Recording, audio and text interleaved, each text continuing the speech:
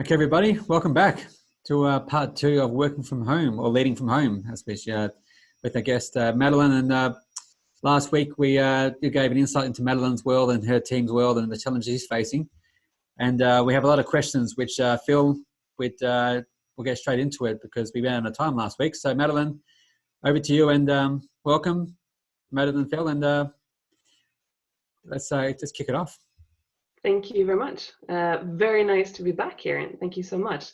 I am so curious. It's been a cliffhanger for me the entire week because I want to pick Phil's brain. I want to hear, since Phil has 20 years of experience on this field about working virtually with teams and with leadership. I'm so keen to hear.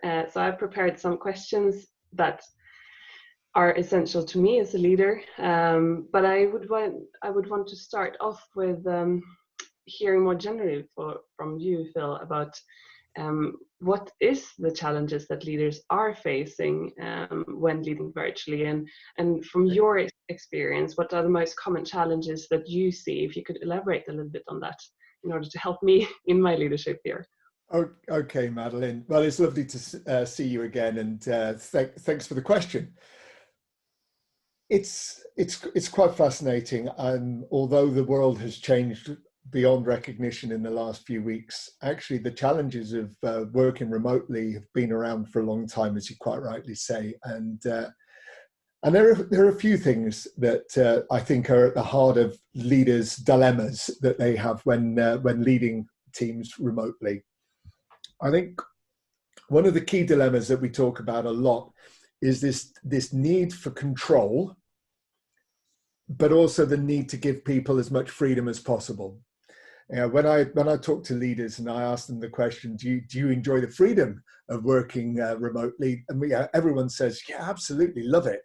And of course, most people who work remotely also enjoy that same freedom.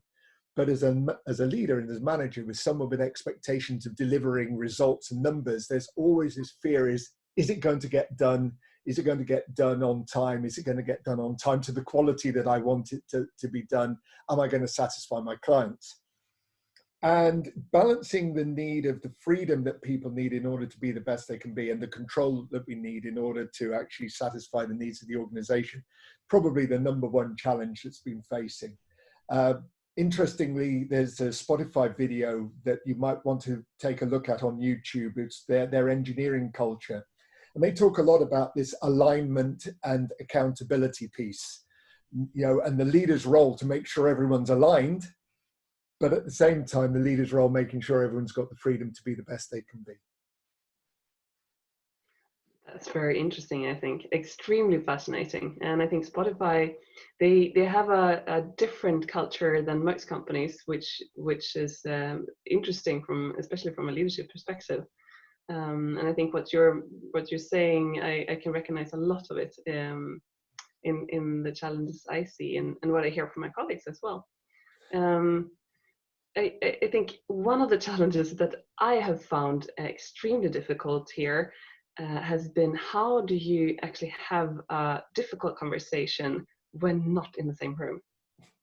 Yeah, you're coming into probably the hardest piece of communication that as a leader you're ever going to have to do. So, I've yet to meet a leader who finds this an easy situation, whether they're in the same room as somebody or whether they're remote.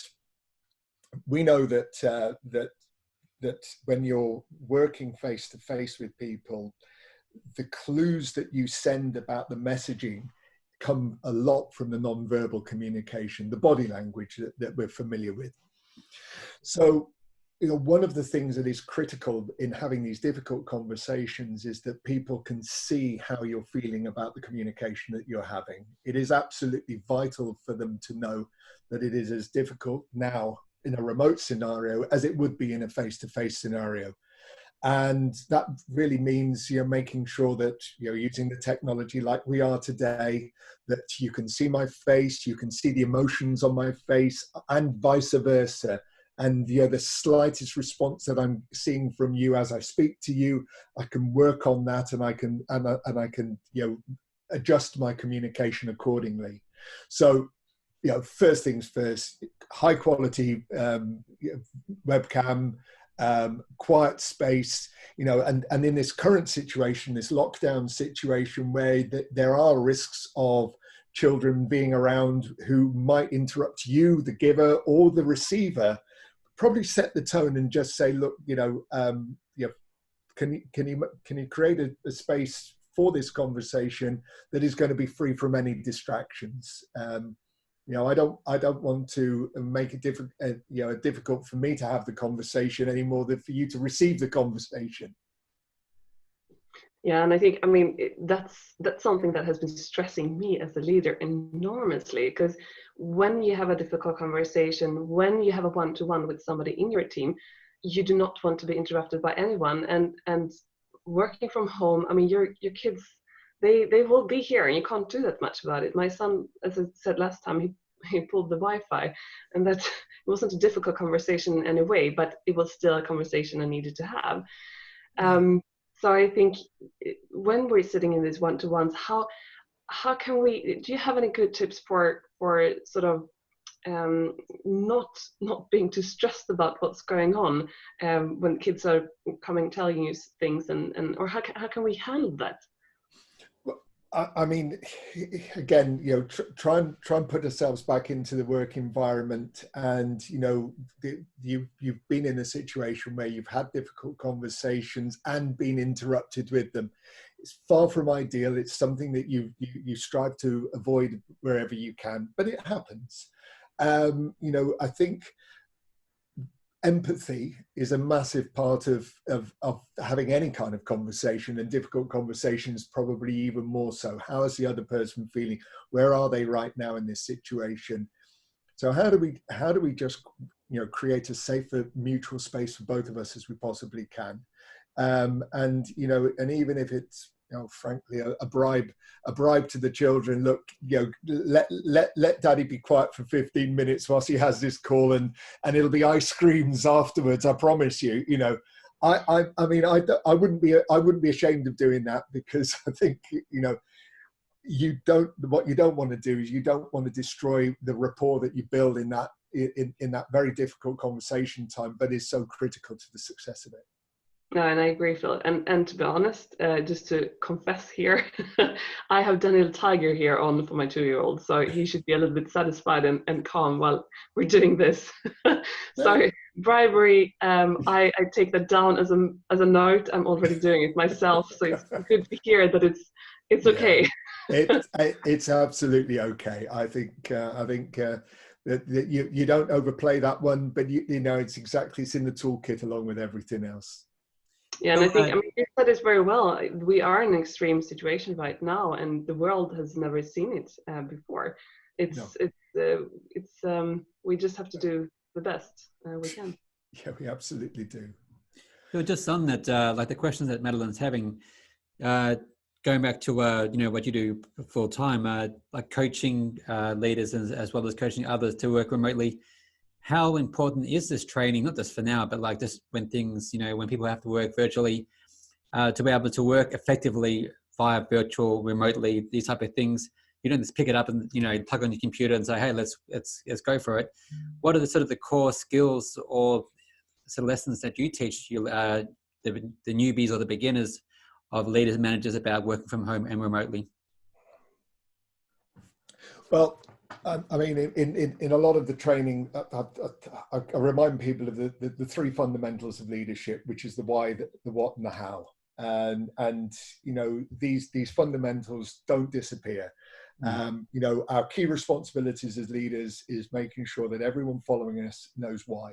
They know why it is we're doing what we're doing, and the key difference about leading from home versus leading in an office is that you can get away with being a very poor communicator in an office, and frankly, I think all of us who've been around have witnessed poor communicators getting away with it simply because their colleagues can go around and say, what was Phil talking about then? What was all this about? When you're leading remotely, you have to be a very precise communicator, because people don't have the chance to catch up with other people and say, well, what was it that he meant? What did she mean? So that's number one. Remembering to to be absolutely critically clear on purpose and reiterating it relentlessly. I don't think you can over communicate the importance of purpose when you're leading remotely. The second thing that you need to do really sort of dovetails into that last piece that I talked about in terms of this freedom that you want to be giving people to be the best that they can be. At the same time, you need a framework. And that's the expression that we use all the time. People need a framework within which they can be free to do the best that they can be. And that framework is not just about the budgetary constraints, the time constraints, the client demands, but it's also how are we going to work together? How do we establish a trusting, psychologically safe space in which we can get done what we need to get done? So, again, our corporate values are one of these things that in many organizations, they sort of sit on the wall and they kind of sit there being ignored. Now, I come from an organizational background where the values dictated our behavior on a day-to-day basis. Every conversation that we had internally was shaped around the values that mattered to us. And I'm a very, very firm believer as leaders that we need to make this part and parcel of our language, our day-to-day communication with our teams. Third thing, of course, the what, which is again, making sure that people are clear on the roles and responsibilities, and again, you clarify what you can. There's always ambiguity in a leading remote teams, but you clarify what you can wherever you can. And so the do's. What are some of the pitfalls or the don'ts that you find a lot of managers fall into in terms of making mistakes, but doing the wrong things that impact their ability? Yeah, well, I think I could probably summarize this as one thing, Madeleine. This is where are they? Yeah. Yeah. I mean, this is. These are. Yeah.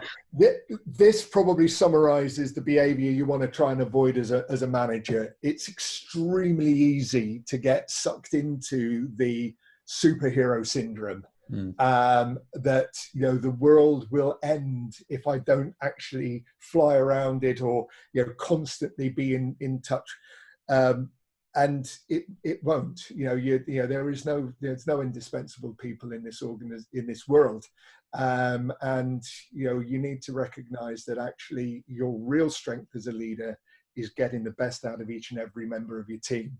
And so avoid that Superman syndrome is, I think, probably the number one thing I'd recommend to you guys. I can't be reminded enough about that one. And I think that goes for every leader. So I think that's great. And it's great advice that you're giving, Phil. I'm doing mental notes here as we speak. Well, that's good to hear. Do you have any other questions? I do. I have one, and that's on a more practical note. What I've noticed is that my calendar tends to, it's completely jammed now. I do not have, it's just filled up, and it's filled up with all these spontaneous meetings usually handled over coffee, or you grab somebody at the office or so. They're being scheduled. So yeah. I'm back-to-back in meetings from morning till evening. And I just don't get any breaks. How can we handle that? How can I handle that? Yeah, and we're noticing this. I do quite a lot of reading of how organisations are responding, and this is a very, very common problem. So you'd be delighted to know that your organisation isn't behaving any differently. Not that that makes life any easier for you. And there are a number of things. So, again, if going back to the Superman syndrome, there are an awful lot of leaders who feel very uncomfortable now with this new way, and the way they compensate is by having a lot more touch points than before. And so you might find yourself invited to all these informal chats, but actually what's going on in the background is I don't feel like I'm in control. And if I can have these calls, they will keep me in control. And again, great leadership is not, it's not about you being in control all the time. It's about you actually giving people the space and the freedom to be the best they can be. So let's get into the practicalities here, because I think basic meeting management rules can be very well applied to this new situation. I enjoy an informal conversation with over a cup of coffee as much as anybody else. And a couple of times a day, it's an absolute pleasure working from home, getting a request for a virtual coffee with someone. And I'll never turn that down, because there's a purpose to it. And the purpose is to have a virtual cup of coffee and to just build a little bit of friendship, rapport, and all of those good things that go with it. But on a general note, I think if people are inviting you into meetings without clear purpose, without clear objectives, without clear outcomes, you have every right to actually push back and say, look, I'm busy. I need time to get things done. Show me the value add that this is going to be bringing. And obviously, you don't have to be quite as direct as that. But that's effectively the question you're asking. What's the value add this is going to bring? Because if it's not adding value, it's adding cost. And particularly if you work in a financial institution where organizations get cost and value, then it's quite a gentle pushback that says, bringing 10 of us together for half an hour at our salaries, it's going to cost this much. So what's the value that we're going to get from the 10 of us being together on this call for half an hour? Because if it's not more than the cost of actually having us together, we should really be challenging, are we doing it? And is this the right way of actually solving this particular problem? Yeah, and I think, that's coming back to actually where we are into the purpose and everything. It doesn't differ that much from leading at the office, but we just really need to be reminded of it. And I think that's really, really some expert advice there. And I'm already starting to think about what should I be doing differently the coming week, because my coming week is just crazy. So I will take your advice, Phil, and I will go for nice cleanup in my calendar to just get some breathing space there. That's very good, and it does make a difference. Again, what you're doing is you're helping the people as well. They may not realize it at the time, but actually the more you get them to think about the purpose, actually the better, because then they'll think about the purpose and give you good reasons to be there, and actually focus value add out of the session, or they'll actually realize that they don't need to do that. And either way, it's a win-win. I feel like this comes back to the training you gave to us when about virtual teams, about meetings in terms of having less meetings or having more effective meetings, and also just rather than having always the 1 hour standard meeting, let's say 20 minutes, structure, purpose, and then and get on with it. So I suppose this really highlights how important it is to be organized and use this time to reset. Both as teams and leaders, in terms of how can I work differently, more effectively, as people, and as regardless of the crisis and remotely. Yeah, I think that's the point. Is that being a leader of a virtual team, being a leader based from home, you have to do all of the basics, but you just have to do them really well. Yeah. And so it's not a question of there is a complete new science there. And there are some certain behaviors that you can get away with when you're in an office environment. As I say, sloppy communication, poor direction, you can get away with. You just can't. You shouldn't be getting away with it when you're in an office environment, but you can. Yeah. But you can't when you're remote, and you can't when your people are remote either. Communication has to be precise. Direction has to be precise. You have to be active in building your trust. You have to be crystal clear about roles and responsibilities.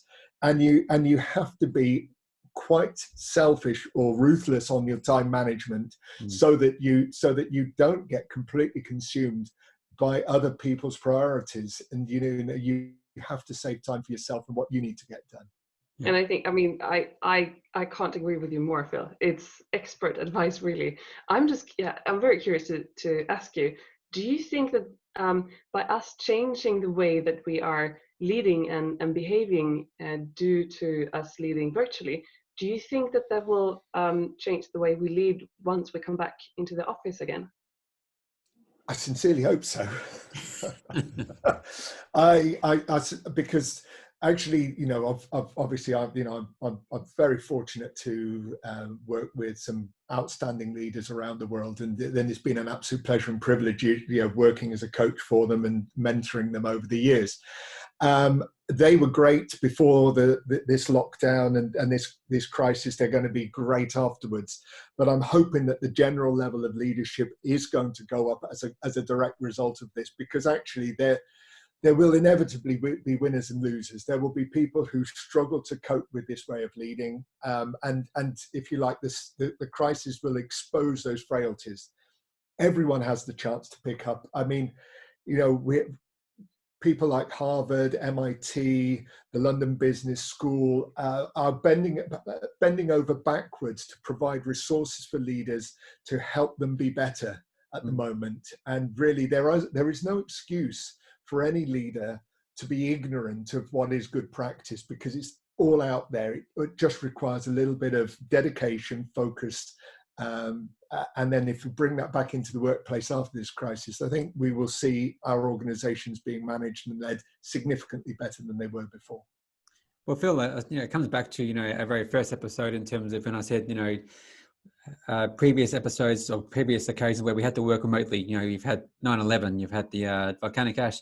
So going back to, well, after the virus, when that finishes, there will be another time where we have to work remotely. So as I say, we should be using this time to refine our skills of virtual teams, our virtual management, rather than, okay, oh, thank God it's over, back in the office, and let's put this remote stuff aside and back to it. Because the better we get, the better we're going to learn for the next time, and so forth. There's always been the prospect of us working in a very different way.